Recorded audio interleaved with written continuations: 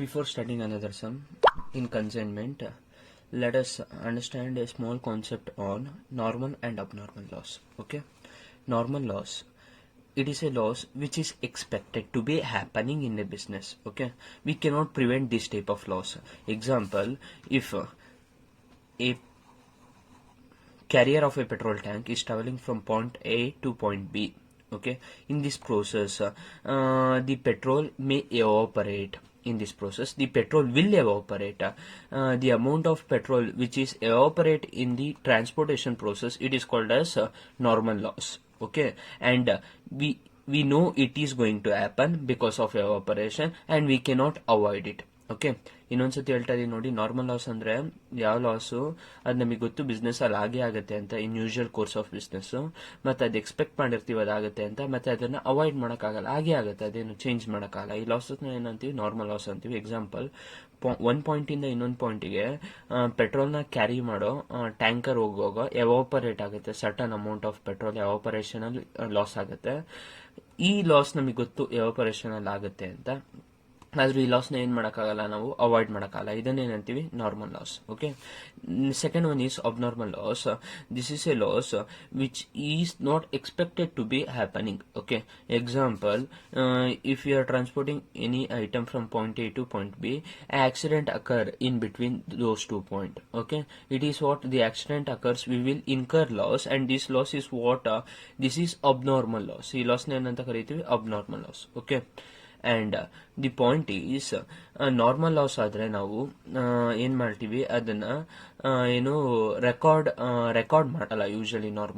Normal loss ಅಲ್ಲಿ ಏನ್ ಮಾಡ್ತೀವಿ, ಜಸ್ಟ್ ಕ್ವಾಂಟಿಟಿ ಕಮ್ಮಿ ಮಾಡ್ತೀವಿ, ರೇಟ್ ಏನ್ ಇಟ್ಟಿರ್ತೀನಿ ಅಷ್ಟೇ ಇಟ್ಟಿರ್ತೀನಿ. ಎಕ್ಸಾಂಪಲ್, ನಾನಿಲ್ಲಿ ಪಾಯಿಂಟ್ ಎ ಇಂದ ಪಾಯಿಂಟ್ ಬಿ ಗೆ ಸಮ್ ಪೆಟ್ರೋಲ್ನ ಟ್ರಾನ್ಸ್ಪೋರ್ಟೇಷನ್ ಮಾಡ್ತಾ ಇದ್ದೀನಿ. ಎಷ್ಟು ಕಾಸ್ಟ್ ಆಗಿದೆ ಅಂದ್ರೆ 100 ಲೀಟರ್ ಪೆಟ್ರೋಲ್ಗೆ 10,000 ಕಾಸ್ಟ್ ಆಗಿದೆ ಅನ್ಕೊಳ್ಳೋದು. 100 ಲೀಟರ್ ಪೆಟ್ರೋಲ್ಗೆ 10,000 ಕಾಸ್ಟ್ ಆಗಿದೆ ಅನ್ಕೊಳ್ಳೋದು. ಪಾಯಿಂಟ್ ಎ ಇಂದ ಪಾಯಿಂಟ್ ಬಿ ರೀಚ್ ಆಗೋ ಅಷ್ಟೊತ್ತಿಗೆ ಓನ್ಲಿ 90 ಲೀಟರ್ ಮಿಕ್ಕಿರುತ್ತೆ ಅಂದ್ರೆ ಎಷ್ಟು ಲಾಸ್ ಆಗ್ತದೆ? Normal loss 10 litres. ಎಷ್ಟಾಗ್ತದೆ ನಾರ್ಮಲ್ ಲಾಸು? 10 ಲೀಟರ್. ಇನ್ನೊಂದ್ಸತಿ ಎಕ್ಸಾಂಪಲ್ ಹೇಳ್ತಾ, ಪಾಯಿಂಟ್ ಎ ಇಂದ ಪಾಯಿಂಟ್ ಬಿ ರೀಚ್ ಆಗಕ್ಕೆ 100 ಲೀಟರ್ ಪೆಟ್ರೋಲ್ ನ ಕಳಿಸಿದೆ ಪಾಯಿಂಟ್ ಎ ಇಂದ ಪಾಯಿಂಟ್ ಬಿ ಗೆ. ಪಾಯಿಂಟ್ ಬಿ ರೀಚ್ ಆಗೋ ಅಷ್ಟೊತ್ತಿಗೆ ಎಷ್ಟು ಲೀಟರ್ ಮಿಕ್ಕಿದೆ? 90 ಲೀಟರ್. ಬಟ್ ಈ 90 ಲೀಟರ್ ಅಲ್ಲಿ 10 ಲೀಟರ್ ಹೆಂಗ್ ಲಾಸ್ ಆಗಿದೆ? ಎವಾಪರೇಷನ್ ಇಂದ ಲಾಸ್ ಆಗಿದೆ. ಈ ಎವಾಪರೇಷನ್ ಇಂದ ಲಾಸ್ ಆಗೋದನ್ನ ಏನಂತ ಕರಿತೀವಿ? Normal loss. ಏನಂತ ಕರಿತೀವಿ? Normal loss. ಓಕೆ, ಈ ಲಾಸ್ ನ ನಾವೇನ್ ಮಾಡಲ್ಲ, ರೆಕಾರ್ಡ್ ಮಾಡಲ್ಲ. ದಿ ರಿಮೈನಿಂಗ್ 90 ಲೀಟರ್ ನ ಎಷ್ಟು ವ್ಯಾಲ್ಯೂ ಆಗ್ತದೆ ಅಂತ ಬರ್ಕೊಂತೀವಿ? 10,000 ವ್ಯಾಲ್ಯೂ ಆಗ್ತಾ ಇದೆ ಅಂತ ಬರ್ಕೊಂತೀವಿ. ಏನ್ ಕ್ವಾಂಟಿಟಿ ಕಮ್ಮಿ ಆಗ್ತಾ ಇದೆ ಹೊರತು, but the value of the item which we sent it is not decreasing. ಇದನ್ನ ಏನಂತ ಕರಿತೀವಿ? Normal loss. ಓಕೆ, ಹಂಗಾದ್ರೆ ಏನು? ನಾರ್ಮಲ್ ಲಾಸ್ಗೆ ಏನ್ ಮಾಡಲ್ಲ, ನಾವು ಲಾಸ್ ನ ರೆಕಾರ್ಡ್ ಮಾಡ್ಕೊಳ್ಳಲ್ಲ, ಜಸ್ಟ್ ಏನ ಡಿಕ್ರೀಸ್ ಮಾಡ್ತೀವಿ? ಕ್ವಾಂಟಿಟಿನ ಡಿಕ್ರೀಸ್ ಮಾಡ್ತೀವಿ. ಅಬ್ನಾರ್ಮಲ್ ಲಾಸ್ ನಮಗೆ ಗೊತ್ತು. ಅಬ್ನಾರ್ಮಲ್ ಲಾಸ್ ನ ಸಪರೇಟ್ ಆಗಿ ನಾವು ಶೋ ಮಾಡ್ತೀವಿ, ರೆಕಾರ್ಡ್ ಮಾಡ್ತೀವಿ. ಓಕೆನಾ? Losses, that means we learn that losses which it can be divided into 2 types, normal loss and abnormal loss. Normal loss ಏನ್ ಮಾಡಕ್ಕಾಗಲ್ಲ, ಅವಾಯ್ಡ್ ಮಾಡಕ್ಕಾಗಲ್ಲ, and it is expected to be happen, just like evaporation. ಆಯ್ತಾ? Evaporation ದಾರಿಯಲ್ಲಿ ಆಗಿ ಆಗುತ್ತೆ ಅಂತ ಗೊತ್ತು, petrol carry ಮಾಡಬೇಕಾದ್ರೆ ಅಥವಾ ಲಿಕ್ವಿಡ್ ಐಟಮ್ ನ ಕ್ಯಾರಿ ಮಾಡಬೇಕಾದ್ರೆ. ಓಕೆನಾ? ಅಬ್ನಾರ್ಮಲ್ ಲಾಸ್ ಅನ್ಎಕ್ಸ್ಪೆಕ್ಟೆಡ್, ಇದನ್ನ ನಾವು ರೆಕಾರ್ಡ್ ಮಾಡ್ತೀವಿ. Okay, let's come to a sum. A goods consigned 500 kg at 20 rupees per kg. That means a consignor is sending. That means consigner is consigning. Okay, 500 kg of some goods, we don't know what it is, and each costing rupees 20 rupees each. ಒಂದೊಂದು goods ಎಷ್ಟು cost ಆಗ್ತಾ ಇದೆ? 20 rupees each cost ಆಗ್ತಾ ಇದೆ. Okay, and that means he is sending a goods 500 into 20 rupees. It would amount to 5 to 10. Okay, it would amount to how much? 10,000. ಎಷ್ಟು amount ಆಗುತ್ತೆ? 10,000. Next, the freight and carriage paid by the consignor is 4,000. Consignor is incurring certain expenses, freight and carriage. It would amount to how much? 4,000. Next, 4,000. The consignee sold 300 kg of goods at 35 rupees per kg, and next further they are giving information about consignee. The consignee is selling how many goods? 300 kgs of goods at 30 rupees per kg. That means consignee is selling 300 kg of goods at 35 rupees per kg. That means he sold 300 into 35, it would amount to 10,500. 10,500. Okay. Next. And the consignee incurred 1,000 rupees for unloading expenses. It is non-recurring expenses, and 200 rupees as a golden rent, and 1,000 rupees as selling expenses. ಆಯ್ತಾ. And consignee is incurring unloading expenses 1,000. Unloading expenses ಏನಂತ ಕರಿತೀವಿ ನಾವು non recurring expenses, because it is not going to recur for more than one times. Godown rent, it is recurring expenses for every month until the goods is sold. The consignee has to pay the golden rent for every month, and selling expenses also recurring expenses. ಇದರಲ್ಲಿ ನಾನ್ recurring expenses ಇರೋದು ಒಂದೇ unloading expenses, ಇನ್ ಮಿಕ್ಕಿದೆರಡು ಏನು recurring expenses ಇರೋದು. ಒಟ್ಟು ಅವ್ರು ಎಷ್ಟು expenses ಆಗಿದೆ? 3 expenses ಆಗಿದೆ, ಅನ್ಲೋಡಿಂಗ್ ಮತ್ತೆ golden rent, finally selling. Okay. Next, after selling expenses, they are talking about normal loss due to leakage, 50 kg in transit. In the question they are talking about normal loss, that means the loss which is expected in the business. Normal loss ಏನಾಗಿರುತ್ತೆ? ನಾವು expect ಮಾಡಿರ್ತೀವಿ business ಅಲ್ಲಿ. Okay, ಎರಡು example ಕೊಟ್ಟಿಲ್ದೆ normal loss ನ expect ಮಾಡಿರ್ತೀವಿ, and we are not going to record the normal loss. Normal loss ನ record ಮಾಡೋಕ್ಕಾಗಲ್ಲ. Okay. Next, we have to prepare consignment account. ಇದಕ್ಕೆ ಏನು ಪ್ರಿಪೇರ್ ಮಾಡಬೇಕು? ಕನ್ಸೈನ್ಮೆಂಟ್ ಅಕೌಂಟ್ ಪ್ರಿಪೇರ್ ಮಾಡಬೇಕು. Before preparing consignment account, let us understand the question once more. We know that consignor is sending 500 kg, each costing 20 rupees per kg. That means he is sending a goods worth rupees 10,000 in a transit, and he also paying a freight of 4,000. While goods in the transit, normal loss occurred was 50 kg. Goods transit aliro normal loss ಎಷ್ಟಾಗ್ತಾ ಇದೆ? 50 kg ಆಗ್ತಾ ಇದೆ. Okay, and once the goods reached the consignee received 450 kg of goods. consignee ಎಷ್ಟು goods ಸಿಗ್ತಾ ಇದೆ ಅವನಿಗೆ? 450 kg. 450 kg ಬಂತು. Consignor is sending a 500 kg of goods, worth 500 kg of goods, and in transit the normal loss is how much? 50 goods. That means he is receiving only how much? 450 goods. ಎಷ್ಟು receive ಮಾಡ್ತಾ ಇದೆ? 450 kg of goods receive ಮಾಡ್ತಾ ಇದ್ದಾನೆ. ಅದಾದ್ಮೇಲೆ ಒಂದು 300 kg sale ಮಾಡಿದ್ದಾನಂತೆ. 1 kg ಎಷ್ಟಿಗೆ sale ಮಾಡಿದ್ದಾನೆ? 35 rupees. Unloading charges ಆಗ್ತಾ ಇದೆ 1,000 rupees. ಇದೊಂದೇ ನಾನ್ ರೆಕರಿಂಗ್ ಎಕ್ಸ್ಪೆನ್ಸಸ್. ಗೋಲ್ಡನ್ ರೆಂಟ್ ಆಗ್ತಾ ಇದೆ 2,000. ಸೆಲ್ಲಿಂಗ್ ಎಕ್ಸ್ಪೆನ್ಸಸ್ ಆಗ್ತಾ ಇದೆ 1,000. ಓಕೆ, ಎಷ್ಟು? ನೆಕ್ಸ್ಟ್, ನಾವಿಲ್ಲೇನಾದ್ರೂ ಕ್ಲೋಸಿಂಗ್ ಸ್ಟಾಕ್ ಕ್ಯಾಲ್ಕುಲೇಟ್ ಮಾಡಬೇಕು ಅಂದ್ರೆ ಹೆಂಗ್ ಕ್ಯಾಲ್ಕುಲೇಟ್ ಮಾಡ್ತೀವಿ? ಗಮನ ಇಟ್ಟು ಕೇಳಿಸ್ಕೊಳ್ಳಿ. Okay, calculation of closing stock. We know that goods sent by the consignor is 500 kg of goods, each costing rupees 20 rupees. How much worth rupees goods has been sent? 10,000. ಎಷ್ಟು worth rupees goods send ಮಾಡ್ತಾ ಇದ್ದಾನೆ? 10,000. Consignor freight pay ಮಾಡಿದ್ದಾನೆ. ಎಷ್ಟಕ್ಕೆ pay ಮಾಡಿರ್ತಾನೆ? 500 goods ಮೇಲೆ pay ಮಾಡಿರ್ತಾನೆ. ಹಂಗಾರೆ ಎಷ್ಟು ಬರುತ್ತೆ? 4,000. ಫ್ರೈಟ್ ಎಷ್ಟಾಗುತ್ತೆ? 4,000. ಓಕೆ, 4,000 ಫ್ರೈಟ್ ನ ಪೇ ಮಾಡಿದೆ. ಇಲ್ಲಿ ಅಲ್ಲೇ ಕೊಟ್ಟಿದ್ದಾರೆ ಕ್ವಶನ್ ಅಲ್ಲಿ. ಟೋಟಲ್ ಎಷ್ಟಾಯ್ತು ನಮಗೆ? 500 ಗುಡ್ಸ್ಗೆ 14,000 ಆಲ್ರೆಡಿ ಸ್ಪೆಂಡ್ ಮಾಡಿದೀವಿ. ನಾರ್ಮಲ್ ಲಾಸ್ ಎಷ್ಟಾಗ್ತಾ ಇದೆ? 50 kg of goods has been lost in a transit. That means we will deduct 50 kg from the weight of the goods. Weight of goods ನ ನಾವೇನ್ ಮಾಡ್ತೀವಿ? 50 kg ಡಿಡಕ್ಟ್ ಮಾಡ್ತೀವಿ. ಬಟ್ ನಾರ್ಮಲ್ ಲಾಸ್ ನ ಏನ್ ಮಾಡಲ್ಲ? We will not going to record it.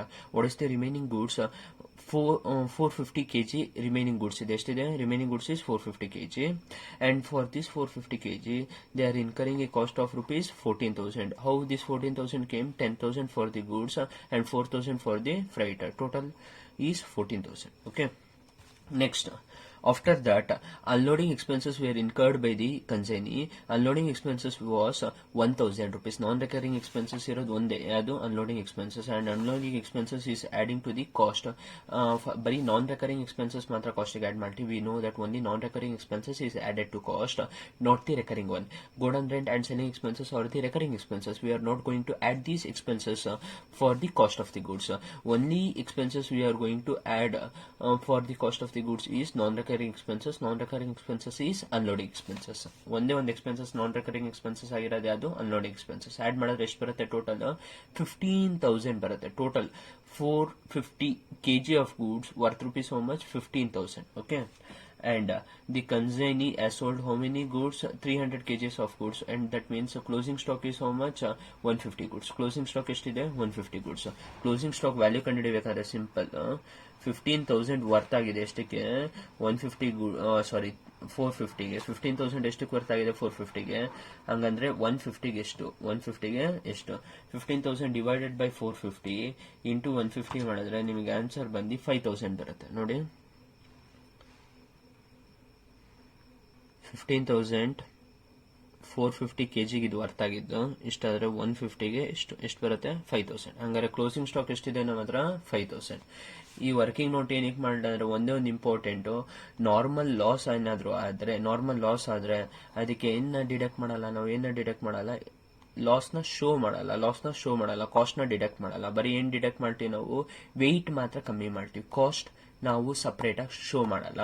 It is normal loss is included in the cost of the goods. Normal loss ನ ಎಲ್ಲಿಗೆ include ಮಾಡ್ತೀವಿ ನಾವು, ಕಾಸ್ಟ್ ಆಫ್ ಗುಡ್ಸ್ ಅಲ್ಲಿ ಇನ್ಕ್ಲೂಡ್ ಆಗಿರುತ್ತೆ, ಅದು ರಿಕವರ್ ಮಾಡ್ಕೊಂತೀವಿ ಕಾಸ್ಟ್ ಆಫ್ ಗುಡ್ಸ್ ನ ಸೇಲ್ ಮಾಡೋದು. Okay, coming back to consignment account.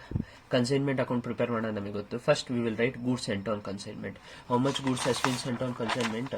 500 kg of goods has been sent on consignment, each costing rupees 20. Okay, 500 into 20 ಅಂದ್ರೆ ಎಷ್ಟು ಬರುತ್ತೆ? 10,000. Okay, next, any expenses incurred by the consignor will be recorded. What is the expenses incurred by the consignor? Freight. How much? 4,000. To bank, cash or bank, freight and carriage expenses is incurred by the consignor, 4,000. Okay, next we will record any expenses incurred by the consignee. We will write consignee's account. Consignee is incurring 3 expenses: unloading expenses 1,000, godown rent 2,000, and selling expenses 1,000. Okay, unloading expenses 1,000, godown rent 2,000, and selling expenses 1,000. That means is incurring a total expenses of 4,000. Okay, next, after completing of debit side, we will come to credit side. In credit side, we will write sales by consignee's account. How much is selling? 300 goods has been sold, each costing rupees, sold at a selling price of 35 rupees. 300 into 35, it would amount to 10,500. Sales 10,500. Let's confirm it once. 300 into 35, 10,500. Okay. Next, we have to write closing stock. ಬರೀಬೇಕು. How much is the worth of closing stock? ನಾವು calculate ಮಾಡಿದ್ವಿ. Calculate ಮಾಡೋವಾಗ ನೋಡಿ, ಇನ್ನೊಂದ್ಸತಿ ಹೇಳ್ತಾ ಇದೀನಿ, normal loss ಆದ್ರೆ ಅಲ್ಲಿ ಕಾಸ್ಟ್ ಯಾವುದು ಡಿಡಕ್ಟ್ ಮಾಡಲ್ಲ, ಆಯ್ತಾ? ಯಾಕಂದ್ರೆ ನಾರ್ಮಲ್ ಲಾಸ್ ನ ನಾವು ರೆಕಾರ್ಡ್ ಮಾಡಲ್ಲ. One more thing important, closing stock ಎಷ್ಟಕ್ಕೆ ವ್ಯಾಲ್ಯೂ ಆಗ್ತಾ ಇದೆ? 5,000. How we got 5,000? If 15,000 was the cost for 450 unit, 15,000 was the cost for 450 unit, what is the price for 150 unit? Closing stock ಎಷ್ಟು ಬರುತ್ತೆ? 5,000. Now we have to calculate profit. Credit side,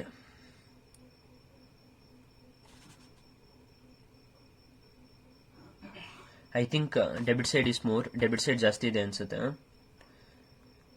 10,000 plus 4,000 plus 4,000. Debit side total is 18,000.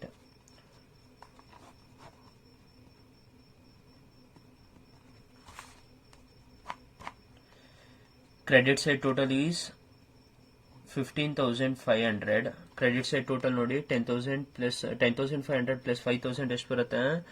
15,500 ಬರುತ್ತೆ. That means ನಮಗೆ loss incur ಆಗ್ತಾ ಇದೆ. How much loss we are incurring? We are incurring a loss of 2,500. Loss ನಲ್ಲಿ transfer ಮಾಡ್ತೀವಿ, P&L ಅಕೌಂಟಿಗೆ transfer ಮಾಡ್ತೀವಿ. ಗೊತ್ತಾಗತ್ತಾ? Simple sum solve ಮಾಡಿದ್ದು. ಗೂಡ್ಸ್ ಸೆಂಟ್ ಎಷ್ಟು ಗೂಡ್ಸ್ ಸೆಂಟ್ ಆಗಿದೆ ಡೆಬಿಟ್ ಸೈಡಿಗೆ ಬರ್ಕೊಂತೀವಿ. ಏನೇ ಎಕ್ಸ್ಪೆನ್ಸಸ್ ಕನ್ಸೈನರ್ ಇನ್ಕರ್ ಮಾಡಿದ್ರೆ ಬ್ಯಾಂಕ್ ಅಕೌಂಟ್ ಅಂತ ಬರ್ಕೊಂತೀವಿ. ಕನ್ಸೈನಿ ಆಗಿದ್ರೆ ಕನ್ಸೈನೀಸ್ ಅಕೌಂಟ್ 3 ಎಕ್ಸ್ಪೆನ್ಸಸ್ ಆಗಿದೆ ಬರ್ಕೊಂಡ್ವಿ. ಸೇಲ್ ಆಗಿರೋದನ್ನ ಕ್ರೆಡಿಟ್ ಸೈಡಿಗೆ ಬರ್ಕೊಂಡ್ವಿ. ಕ್ಲೋಸಿಂಗ್ ಸ್ಟಾಕ್ ನ ಕ್ರೆಡಿಟ್ ಸೈಡ್ ಬರ್ಕೊಂಡಿದ್ವಿ. ರಿಟರ್ನ್ಸ್ ಏನೂ ಆಗಿಲ್ಲ, ಆಯ್ತಾ? ಅದಾದ್ಮೇಲೆ ನೆಕ್ಸ್ಟ್ ಏನು ಕಮಿಷನ್ ಬಗ್ಗೆ ಅವ್ರು ಏನು ಮೆನ್ಷನ್ ಮಾಡಿಲ್ಲ. ಕಮಿಷನ್ ನ ಇಲ್ಲಿ ಏನು ಮೆನ್ಷನ್ ಮಾಡ್ತಾ ಇಲ್ಲ. ಕ್ವಶನ್ ಅಲ್ಲಿ ಏನಾದ್ರು ಕಮಿಷನ್ ಏನಾದ್ರು ಮೆನ್ಷನ್ ಮಾಡಿದ್ರೆ ನಾವು ಬರೀಬೇಕಾಗಿತ್ತು. ಅನ್ಲೈಕ್ಲಿ ಇಲ್ಲಿ ಕ್ವಶನ್ ಅಲ್ಲಿ ಏನು ಕೊಟ್ಟಿಲ್ಲ ಇನ್ಫಾರ್ಮೇಶನ್. ಅಲ್ಲಿ ಎಷ್ಟು ಇನ್ಫಾರ್ಮೇಶನ್ ಕೊಟ್ಟಿದ್ದಾರೆ ಅದನ್ನ ತಗೊಂಡು ಸಮ್ ಕಂಪ್ಲೀಟ್ ಮಾಡಿದೀವಿ. ಇಷ್ಟು ಇನ್ಫಾರ್ಮೇಶನ್ ನಾವು ಫುಲ್ಫಿಲ್ ಮಾಡಿದಾಗ ಏನಾಗ್ತಾ ಇದೆ, ನಮಗೆ ಲಾಸ್ ಆಗ್ತಾ ಇದೆ. ಲಾಸ್ ಎಷ್ಟು ಬರ್ತಾ ಇದೆ ನಮಗೆ? 2,500 ಲಾಸ್ ಬರ್ತಾ ಇದೆ. ಓಕೆ, ಈ ಸಮ್ಮಿನ ಮೈನ್ ಇಂಟೆನ್ಷನ್ ಕನ್ಸೈನ್ಮೆಂಟ್ ಅಕೌಂಟ್ ಮಾಡೋದಲ್ಲ, ಬಟ್ ಏನ್ ಕಂಡುಹಿಡಿಯೋದು? ಕ್ಲೋಸಿಂಗ್ ಸ್ಟಾಕ್ ಕಂಡುಹಿಡಿಯೋದು ಅಂಡ್ ನಾರ್ಮಲ್ ಲಾಸ್ ಇರೋದು. ಅದನ್ನ ಇನ್ನೊಂದ್ಸತಿ ಹೇಳ್ತಾ ಇದೀನಿ, ಕ್ಲೀನ್ ಆಗಿ ಕೇಳಿಸ್ಕೊಳ್ಳಿ.